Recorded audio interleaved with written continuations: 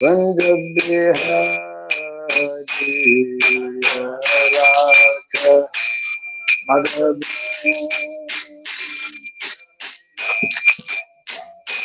Jaya Gopi Jana Vallabha Girivara Hari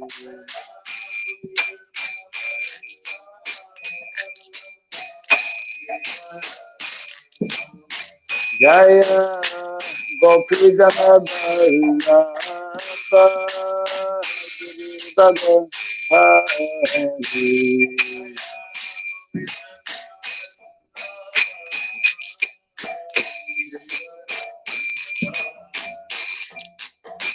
Yashodanandana Rajadanarandana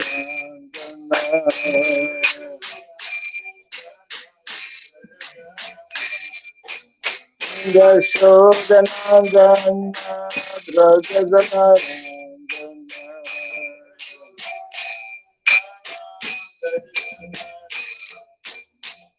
Yamuna Tira Vanachari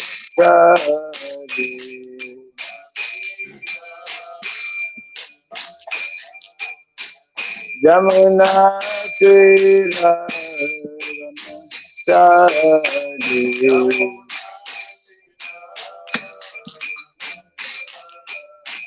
Jaya Radha Madhava Kunja Bihari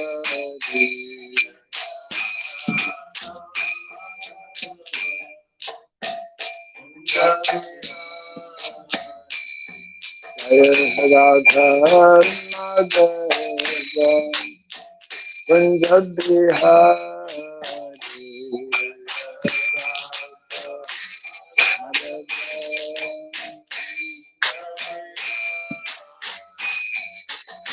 Gopi Jana Vallabha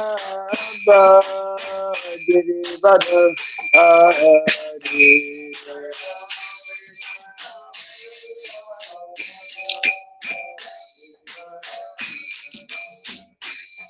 Jaya Gopi Jana Vallabha Girivara Hari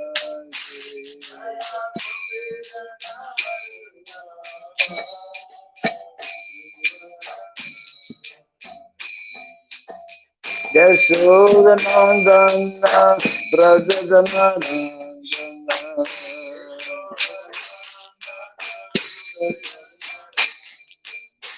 Yashodanandana Brajadanarandana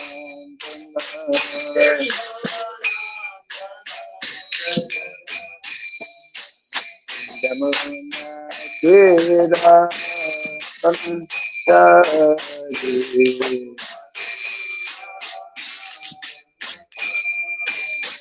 Yamuna Tira Vanachari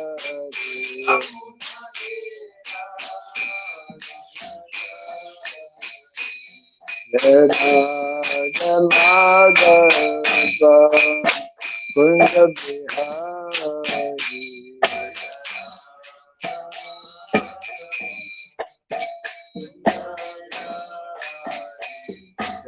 Radha Madhava Kunja Bihari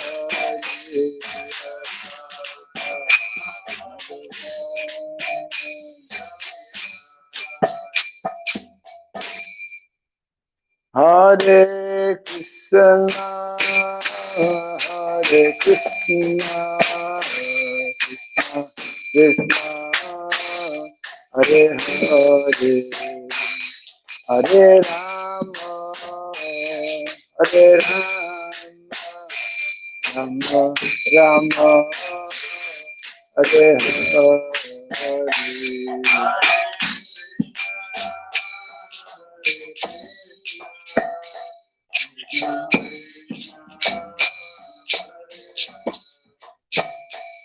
Hare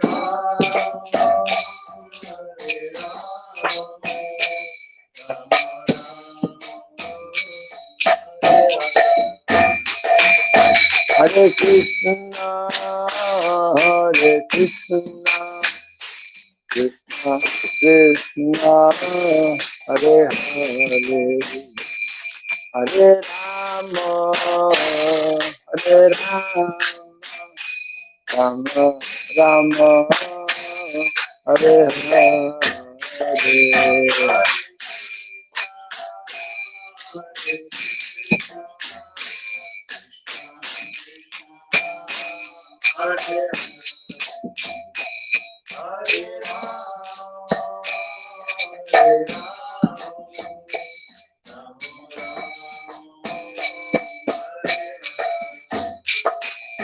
Hare Krishna, Hare Krishna, Krishna Krishna, Hare Hare, Hare Rama, Hare Rama, Rama Rama, Hare Hare.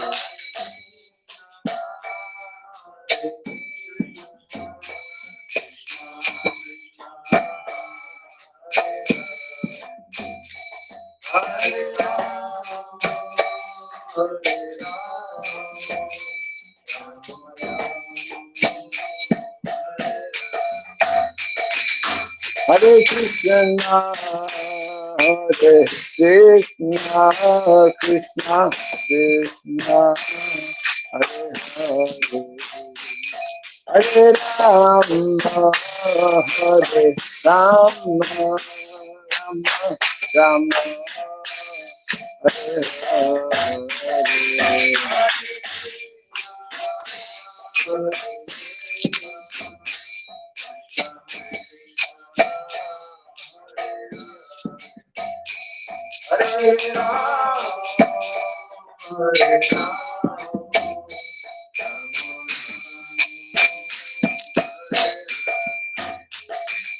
Hare Krishna, Hare Krishna, Krishna Krishna, Hare Hare,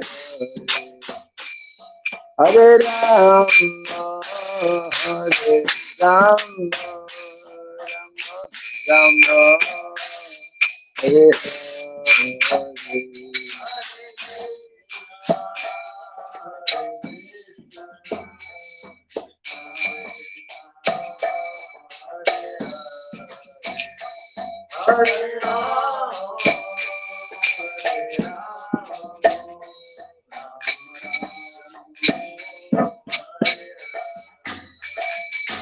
Hare Krishna, Hare Krishna, Krishna Hare Hare, Hare Rama, Hare Rama,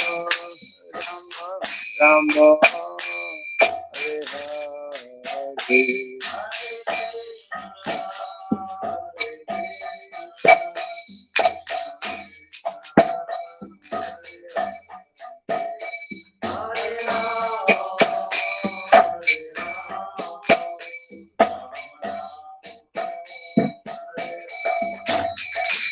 Hare Krishna, Hare Krishna, Krishna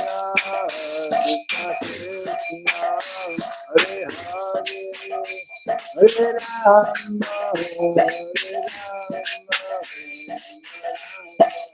Hare Rama, Hare Hare.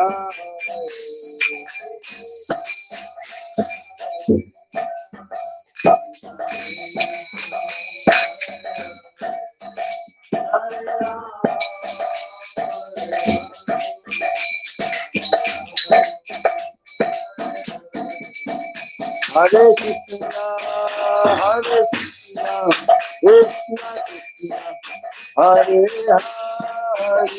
Krishna Krishna, Hare Hare, Hare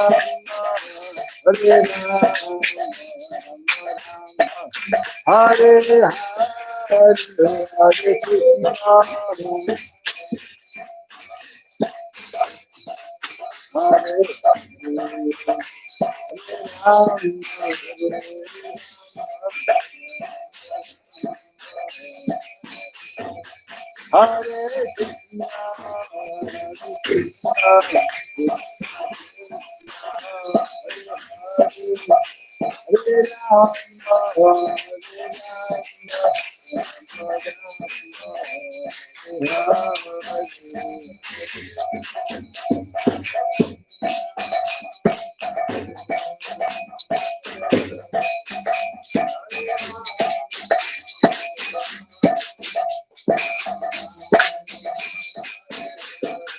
Hare Krishna, Hare Krishna, Krishna Krishna,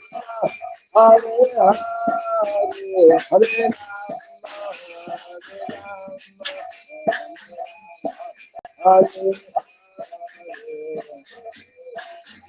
Hare Rama, Hare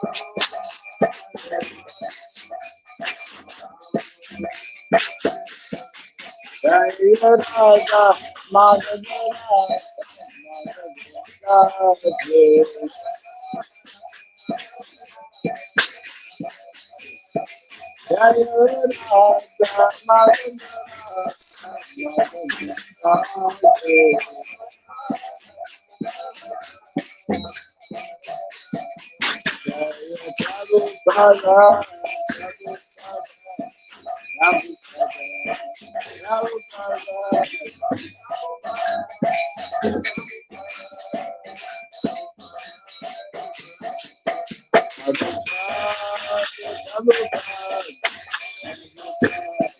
Madhava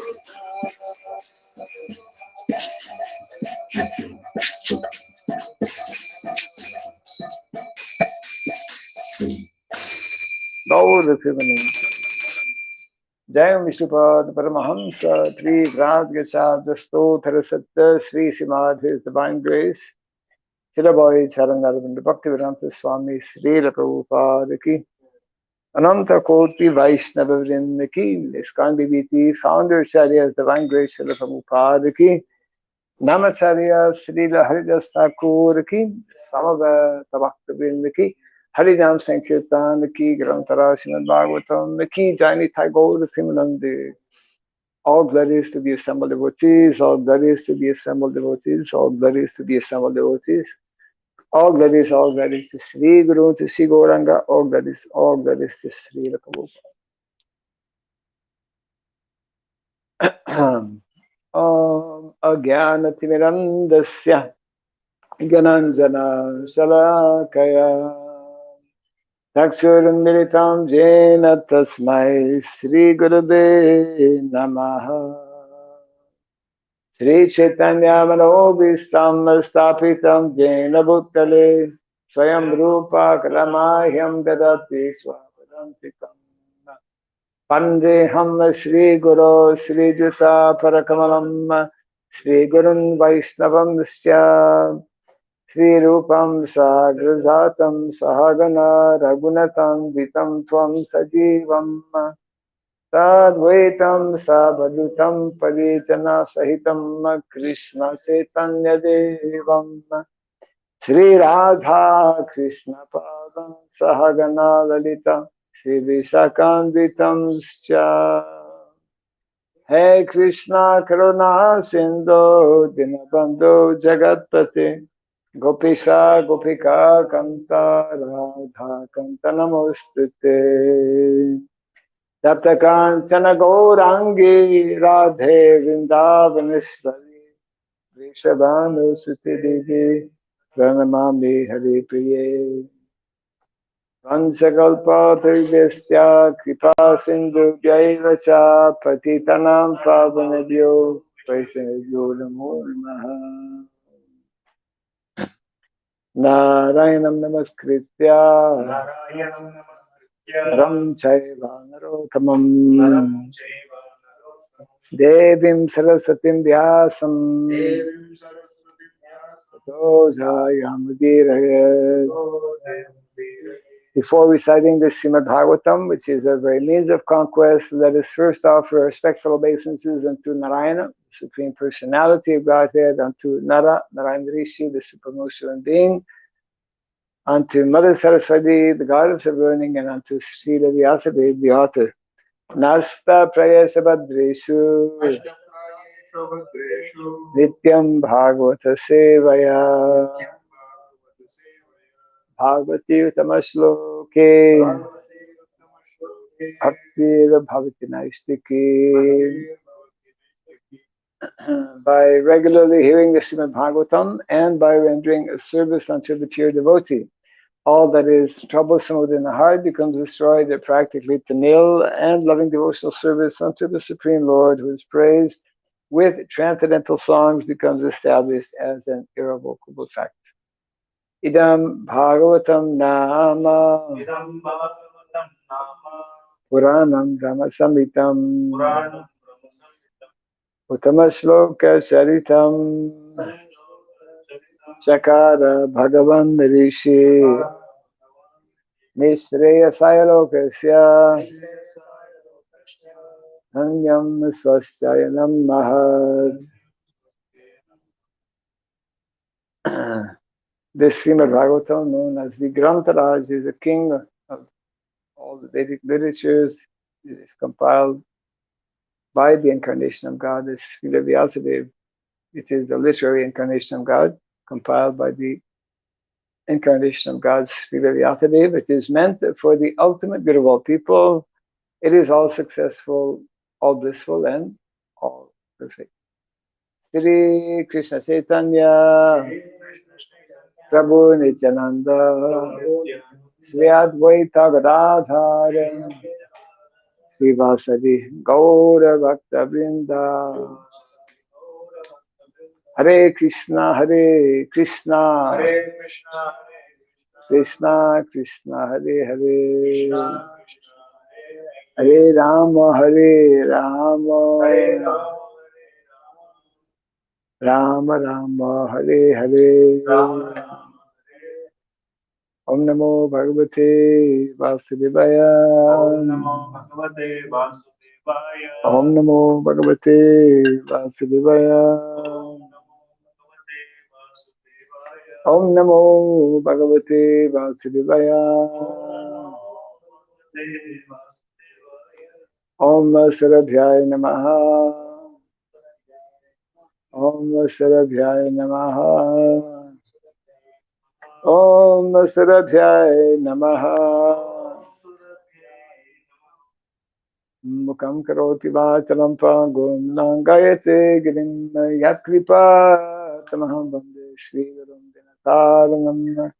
Yatkripa tamaham bande Shri Gurum Dinataranam. Hare Krishna. Welcome to our Bhagavatam class.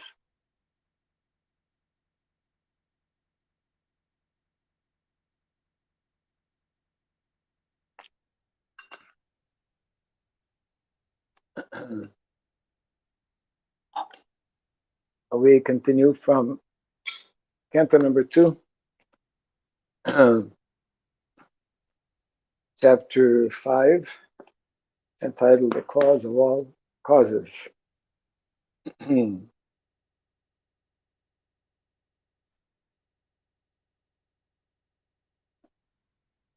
today's text number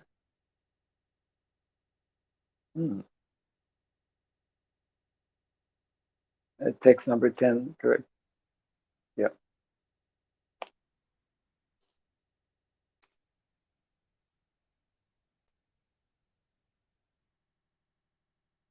Nanritam tava tach chapi yatha mam prabravishi boho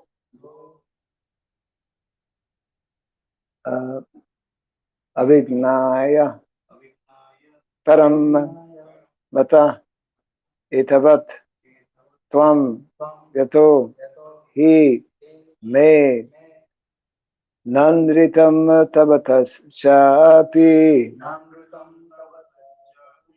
yathamam pravisibho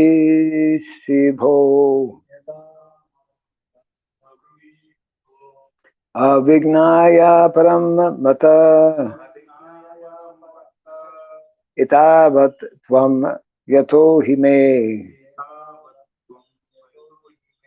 Nandritam tava tat chapi yathamam prabhavisi bho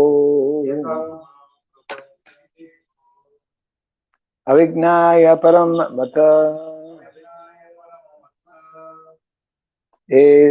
tavat etavatvam yato hime nandritam tavatats chapi yathamam prabhavisim bho avignaya param mata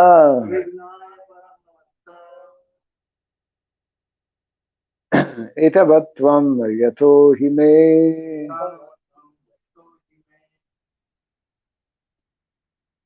Nandritam tava tacchapi yathamam prapravishimabho yathamam prabhavisi bho avignaya param matta avignaya param mata etavatvam yato hime nandritam tavataschapi yathamam prabhavisi bho avignaya param mata etavatvam yato hime na not amritam false tava of yours that cha also api as you have stated yatha in the matter of mam of myself prabhisi as you describe boho O my son avignaya without knowing param the supreme mataha beyond myself itavat all that you have spoken mam yourself yataha for the reason of he certainly may about me. Translation and purport by the Divine Grace A.C. Bhaktivedanta Swami Sridham Prabhupada Ki. Whatever you have spoken about me is not false, because unless and until one is aware of the personality of Godhead, who is the ultimate truth beyond me, one is sure to be illusioned by observing my powerful activities. Kindly repeat after me. Whatever you have spoken about me is not false, because unless and until one is aware of the personality of Godhead, who is the ultimate truth beyond me,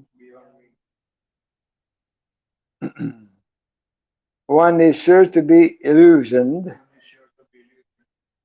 by observing my powerful activities.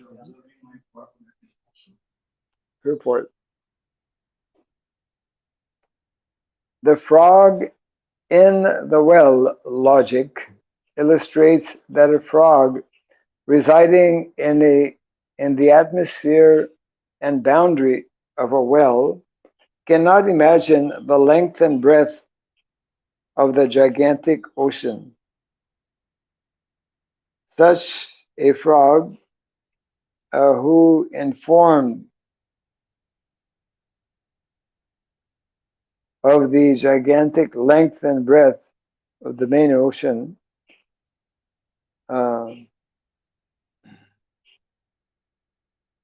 first of all, does not believe that there is such an ocean.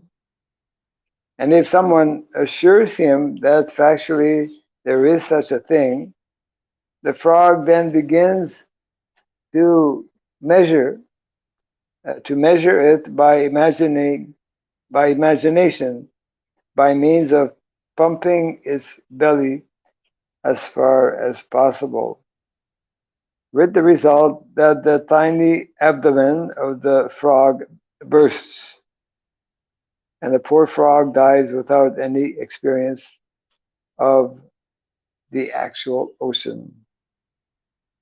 Similarly, the material scientists also want to challenge the inconceivable potency of the Lord by measuring him with their frog-like brains. Frog-like brains. Must be very tiny, huh? And their scientific achievements, but at the end, they simply die unsuccessfully, like the frog. Sometimes a materially powerful man is accepted as God, or the incarnation of God, without any knowledge of the factual God. Such a material assessment may be gradually extended, and the attempt may reach to the highest limit of Brahmaji, who is the topmost living being within the universe and has a duration of life unimaginable to the material scientist. As we get information from the most authentic book of knowledge, the Bhagavad Gita 8:17, Brahmaji's one day and night is calculated to be some hundreds of thousands of years on our planet. This long duration of life may not be believed by the frog in the well, but persons who have a realization of the truths mentioned in the Bhagavad Gita accept the experience of a great personality who creates the variegatedness of the complete universe. It is understood from the revealed scriptures that the Brahmaji of this universe is younger than all the other Brahmas in charge of the many, many universes beyond this, but none of them can be equal in the personality. But none of them can be equal to the personality of Godhead. Yeah. Narada ji is one of the liberated souls, and after his liberation, he was known as Narada. Otherwise, before his liberation, he was simply a son of a maidservant. The question may be asked, why Narada ji was not aware of the Supreme Lord, and why he misconceived Brahmaji to be the Supreme Lord. Somebody was asking this question a few days ago. Who was that? Yeah, Chaitanya Hariprabhu. Yeah. Narada is Muni. Why is asking such question? So let's see.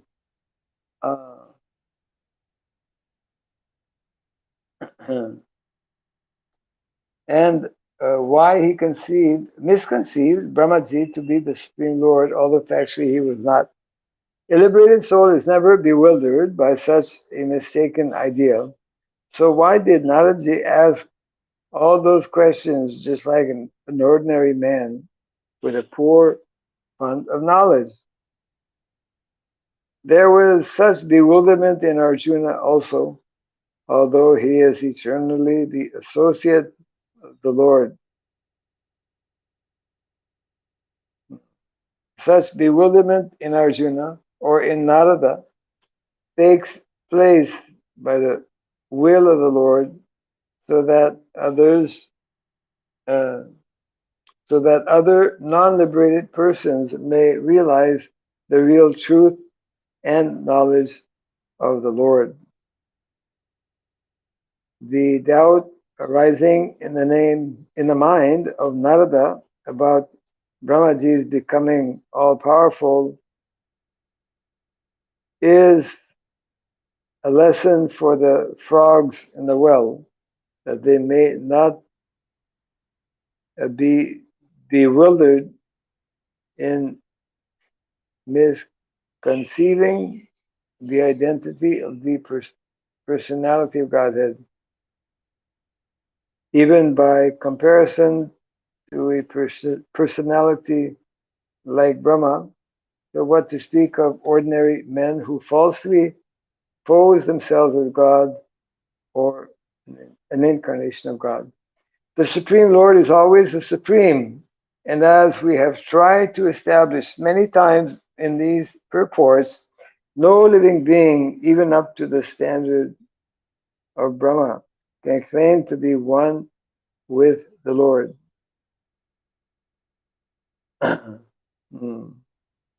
One should not be misled when people worship a great man of God after his death as a matter of hero worship. There were many kings like Ramachandra, the king of Ayodhya, but none of them are mentioned as God in the revealed scriptures. To be a good king is not necessarily the qualification of being Lord Ram, but to be a great personality like Krishna is a qualification for being the personality of Godhead. If we scrutinize the characters who took part in the battle of Kurukshetra, we may find that Maharaj Yudhishthir was no less a pious king than Lord Ramachandra. And by character study, Maharaj Yudhishthir was a better moralist than Lord Krishna. Krishna asked Yudhishthir Maharaj to tell a small lie. So, yeah, from ordinary point of view, Yudhishthir Maharaj is more a moralist. Yeah, Lord Krishna asked Maharaj Yudhishthir to lie, but Maharaj Yudhishthir protested. But that does not mean that Maharaj Yudhishthir could be equal to Lord Ramachandra or Lord Krishna. Just ending the purport here. The great authorities have estimated Maharaj Yudhishthir to be a pious man, but they have accepted Lord Krishna, Lord Ram or Krishna as the personality of Godhead. The Lord is therefore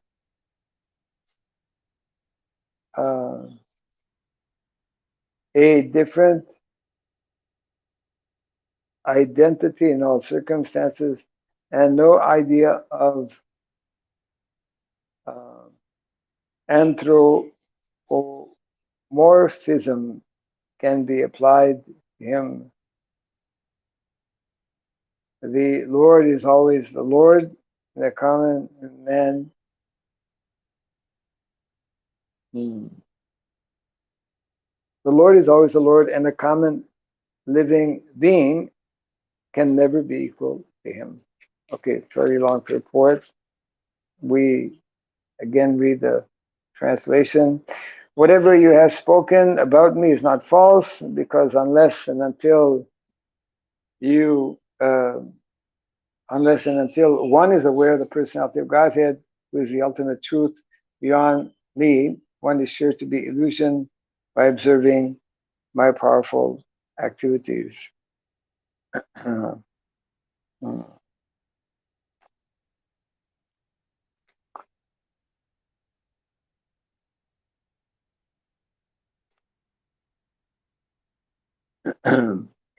So again, whenever Prabhupada gets an opportunity, he likes to give a little poke to the scientists.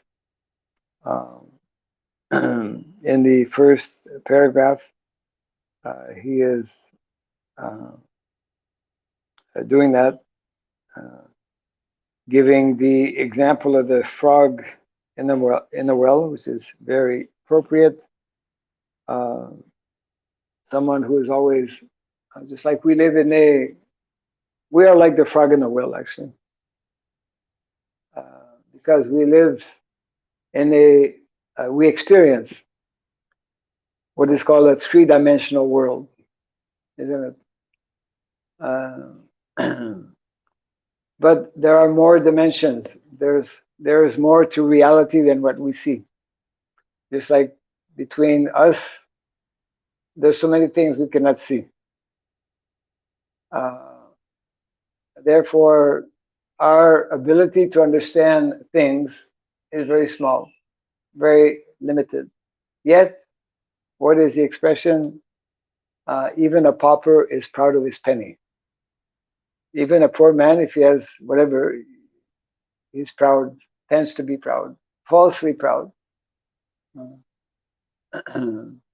So that is, especially modern civilization, just like when the British came to India. They're very appropriate for our mostly Indian audience. When the British came to India, they were already feeling superior, and because they were in the beginning of, we could say, modernization, industrialization. The Industrial Revolution started actually in England. And so they felt that things are very backward here in India. We have to change all this. We have to give them proper culture, proper education, proper everything, as we know. History is there. This is there's also the expression that a little bit of knowledge can be very dangerous. So Lord Brahma is making the point here that it is quite natural to be having these types of questions.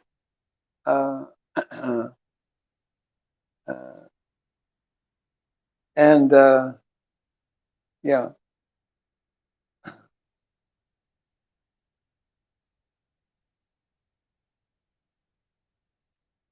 Of course, the main difference here between Naradaji and ordinary persons or ordinary scientists is that he is inquisitive, humbly inquiring. Yeah.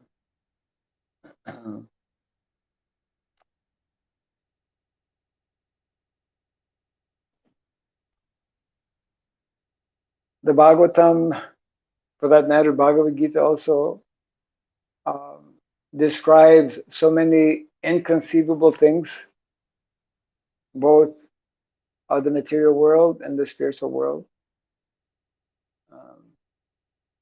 In the fifth canto of the Bhagavatam, it's very difficult actually for us to read. We can read, but to understand the whole description of the cosmic manifestation Bhagavatam describes how what is the process of creation, and how from the pores of the body of Garbhadakshay Vishnu, uh, from the pores of his body, water comes out that fills up half of the universe. And just like our body, when we sweat, when it's very hot, if we taste that, it is salty, isn't it? Yeah. So similarly, the ocean is salty. So this is inconceivable how, or even before that, Karanadakshay Vishnu, Mahavishnu, through his breathing and also through the pores of his body, universes are created. It is beyond our understanding.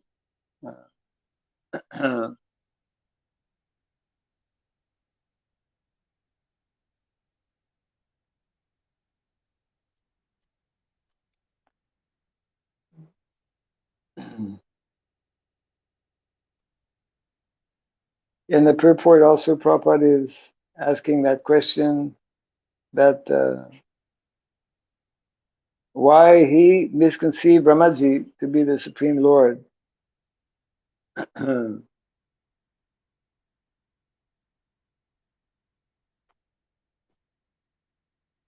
So Prabhupada explains here that there was such bewilderment not only in Narada but also in Arjuna, although he is eternally the associate of the Lord. And the explanation given by Srila Prabhupada and by our previous acharyas, whatever doubts, it's natural that there will be doubts or questions. How to clear or address such doubts, the example is being given here, that we must read and accept the statements given by great authorities. So here Prabhupada is telling that such bewilderment in Arjuna or in Narada takes place by the will of the Lord, so that other non-liberated persons may realize the real truth and knowledge of the Lord.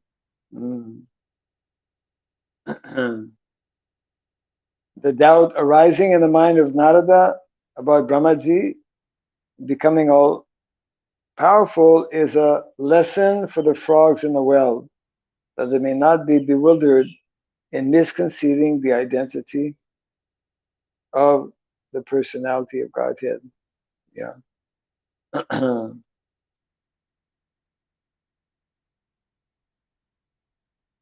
this subject matter of there are many powerful personalities.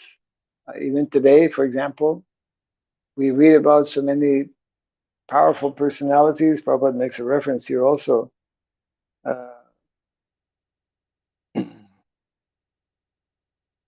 There were many kings like Lord Ramachandra, the king of Ayodhya, but none of them are mentioned as God in the revealed scriptures.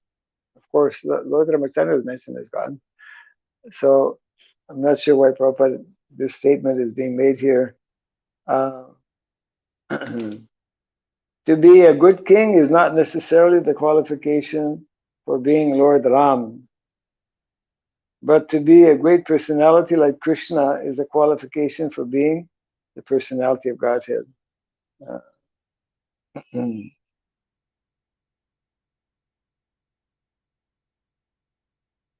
Yeah.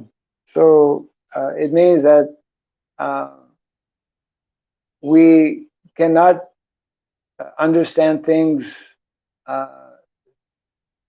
simply with our limited faculties and abilities. This is underlying the need or the importance of accepting the process which is recommended here in the Shastra. Mm.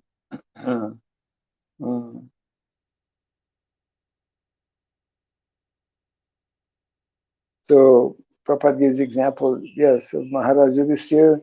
that from an ordinary point of view, one may consider him to be more moral than Krishna. However, Prabhupada explains the great authorities have estimated Maharaj Yudhisthira to be a pious man, but they have accepted Lord Krishna, Lord Ram or Krishna, as the Supreme Personality of Godhead.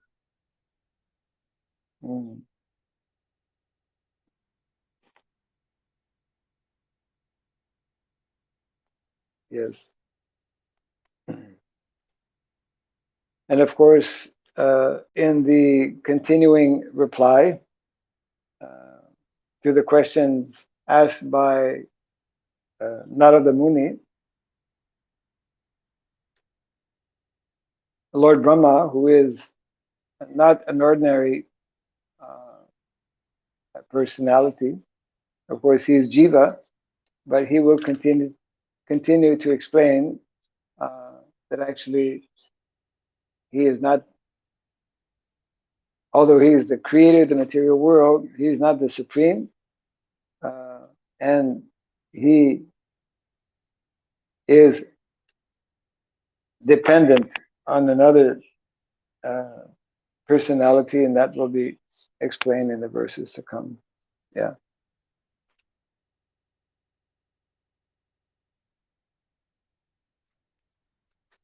So just to read the verse again here. This is Lord Brahma speaking to Narada.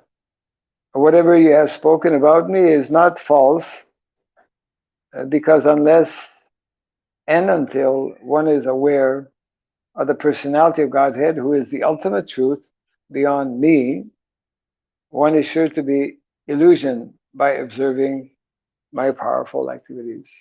Yeah.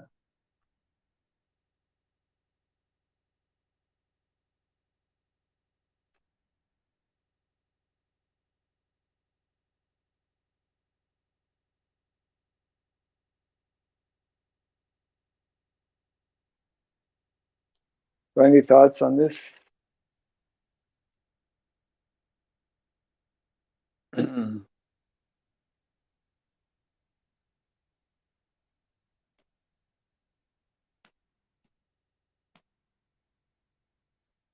Verse from yesterday's verse.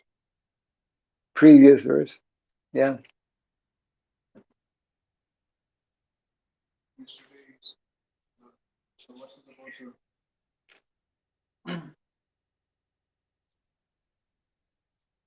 The last time missionary actually. So suppose if some devotee is very much engrossed in doing missionary activities and teaching and doing some project. So while doing that, if somehow he forgoes his own sadhana, then he is very much engrossed in doing teaching activities. Okay. Yeah, that question comes up at times. That I was so busy, I didn't have time to chant my rounds.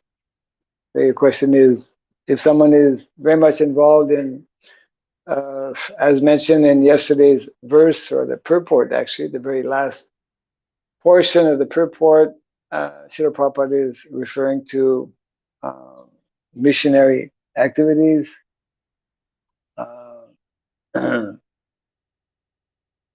Prabhupada was telling, thus, the devotee feels satisfied when such an opportunity is offered to him. This is the basic principle of missionary activities. So your question is that what happens if someone becomes very absorbed and active in missionary activities, but his sadhana is neglected, basically, isn't it? Yeah. It may happen occasionally. It happened during Prabhupada's time. Those who were serving Prabhupada, either close or even from far away. Prabhupada, that question was being asked to Srila Prabhupada. And on some occasion Prabhupada would excuse that one was not able to chant their rounds, for example, because that generally is a common problem that devotees have who are engaged in different preaching activities. There is that tendency of neglecting one's rounds or not completing one's round. Although on some special occasions Prabhupada excused it, at the same time he made the point that sadhana is most important and should not be neglected. And if one, this he repeated on many occasions as well, if one is not able to chant one's rounds, then he should make up the next day. So in other words, we cannot use as an excuse that I'm so busy in doing service that I have no time to do some activities that are basic and essential in our practice of sadhana bhakti. One cannot say that I'm so busy I don't have time to attend Bhagavatam class. I mean, there are so many things to be done in the life of a devotee, someone who's actually involved and absorbed in the various preaching activities. Practically, it is unlimited. But one can only continue for a certain period of time. One can only for a certain period of time neglect. One should not actually. And if one does neglect some basics in terms of, for example, rising early in the morning, chanting one's rounds, attending Bhagavatam class, these are like daily mandatory activities that so therefore Prabhupada wanted that we intelligently deal with our we could say daily schedule. In one sense, it's much easier in a temple situation because we follow the altar schedule, so to speak. The Lord rises at a particular time when we understand that we're all, isn't it, the servants of the Lord. So therefore, the Prabhupada himself established the schedule for temple worship, which is, of course, in our Vaishnava literatures, the Goswamis have written literatures to that effect. For example, the Hari Bhakti Vilas, which is extremely detailed. We don't follow all the minute details of Hari Bhakti Vilas, but Prabhupada does refer Hari Bhakti Vilas as the book that is meant to be serve as a guideline. We primarily, of course, Prabhupada has given us the Nectar of Devotion, where we find many rules and regulations there as well. So one should be very cautious that in the name of preaching, this goes out, this goes out, this goes out, basic activities. If we are in doubt, sometimes situations may arise, then we should consult with our authorities. Ideally, we should consult with the spiritual master himself. If somehow that it may not always be possible, then we consult with other senior Vaishnavas. But in principle, following of sadhana is most important. And I mean, even persons who are liberated. I mean, Prabhupada is a liberated personality, but he followed sadhana also, isn't it? He chanted japa. He had a very. If we look at the lives of our Vaishnavacharyas, uh, because it is written what their daily routine or schedule was, quite amazing actually. If one looks at the schedule of Srila Bhaktivinoda Thakur, uh, in one lecture Prabhupada explains, and that of course we find in the Nectar Devotion, that one of the characteristics of an advanced devotee is how he utilizes his time, how he feels very bad if he sees that somehow his time is being wasted. Uh, Time is most valuable, and of course, I always recall the. I was mentioning that maybe some time back when I got initiated. That initiation lecture given by Srila Prabhupada, that was in New Vrindavan, 1974. Prabhupada was asking the date, mentioning that this particular day, which was the 21st of July, 1974, this particular time, now we are having this class, we're having this initiation ceremony. This particular time, on this date of the 21st of July, 1974, will never come again.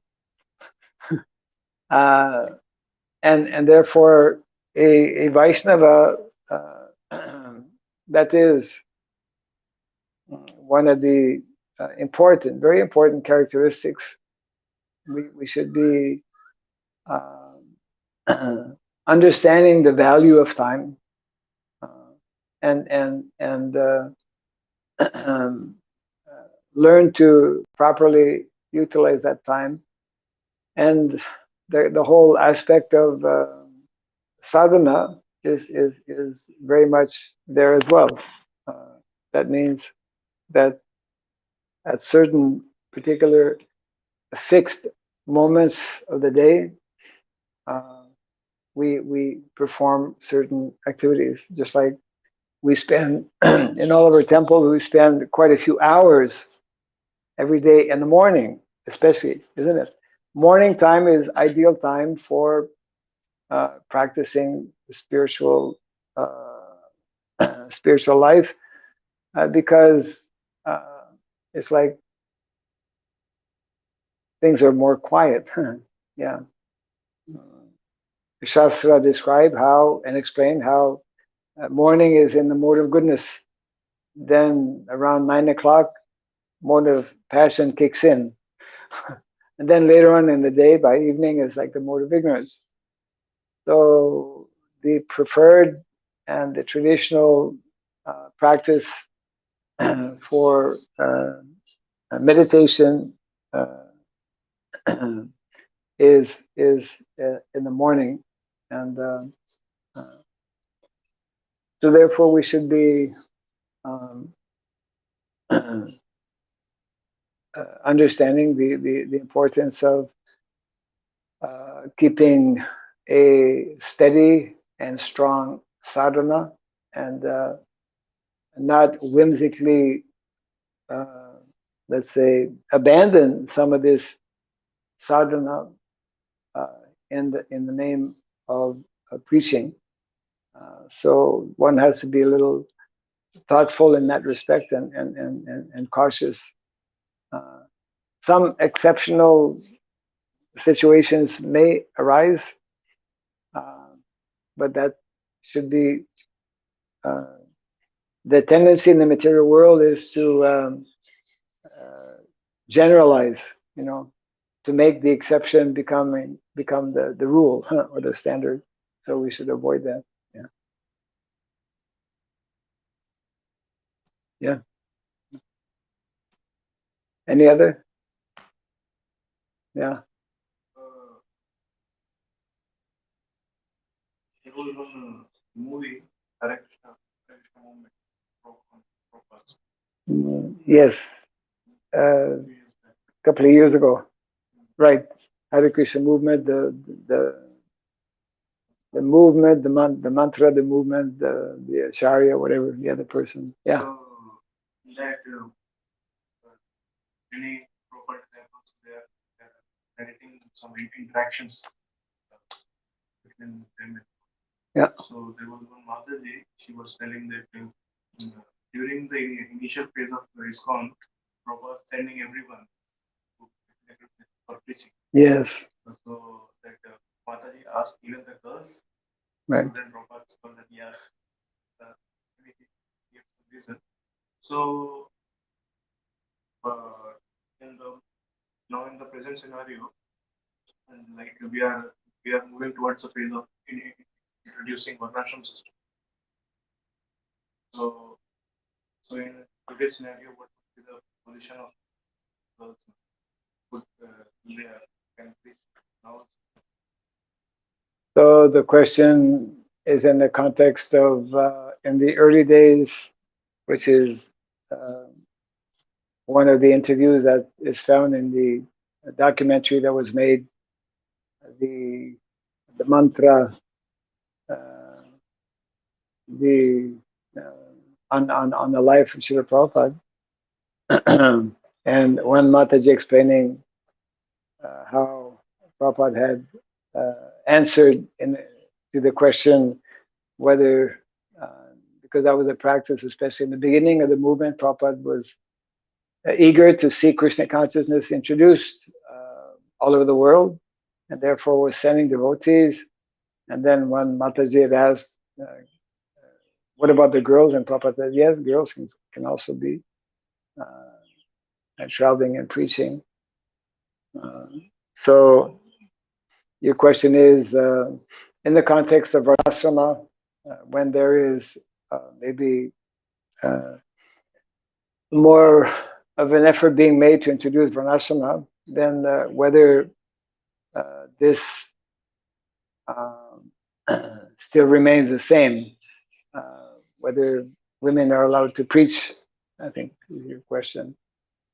So yes, for preaching purposes, we can do different things. Prabhupada did not limit the preaching to men. At the same time, he he arranged that there be proper supervision or proper care, proper attention, so that, because by nature, Prabhupada, although he allowed Mataji's, some of his female disciples to preach, he always maintained the principle that women need to be protected, right? So he also, on so many occasions, explained how women should not be independent. When one Mataji was requesting about opening a center, Prabhupada indicated that some other Matajis could be with her, but Prabhupada did maintain some differences in terms of what Matajis could be doing and not be doing. So there are two things. For preaching purposes, Prabhupada was, in many ways, we could say, liberal in allowing many of his female disciples to engage in traveling and preaching, yet at the same time maintain the Vedic point of view or the Vedic understanding, Vedic principles, that ladies uh, need to be uh, need to be protected, and also emphasize that that's also mentioned in the Shastra. Uh, the Prabhupada instructed in that way as well, that ladies are meant to be married.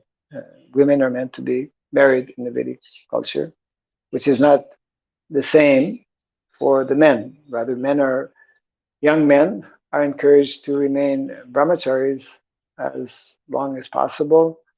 And in some cases, whenever it is more natural to remain brahmachari for the whole life. It's a different instruction, a different expectation in the Vedic culture. A young man or a male can remain and is encouraged to remain also brahmachari for a whole life, if possible. Whereas it's a different approach that women, because they're meant to be uh, protected, because they should not be independent, therefore they are expected to be married. And we have the standard instruction that uh, young girl is protected by the father. Uh, when she grows up and gets married, she's then protected by the husband, and then later on by the elder son. Uh, so situations have situations do change. When Prabhupada went to the West, it was culturally a different situation in the West than here in India. And Prabhupada adjusted to some extent. At the same time, uh, he was upholding the basic principles as to the uh, general duties and responsibilities uh, of men and women, which are different in a more general social context. So uh, these are two perspectives that that do require, I would say, more attention and more understanding. Uh, Preaching because there's such a great need uh, and such an urgency for preaching the message of uh, Bhagavad Gita and Srimad Bhagavatam. So even Prabhupada would be giving the example of the young daughter of her name Saraswati, who had gone, daughter of Malati Mataji. Prabhupada had pointed out that even although she is very young, she goes and asks different people, "Do you know who is Krishna?" And the people say, "No, Krishna is the supreme personality of Godhead." So anyone can preach the message of the Lord. At the same time, uh, there are some basic principles that one needs to keep in mind also. Yeah. We can close for now. Jai Grantaraj Srimad Bhagavatam ki Jai Sri Prabhupada ki Jai Krishna.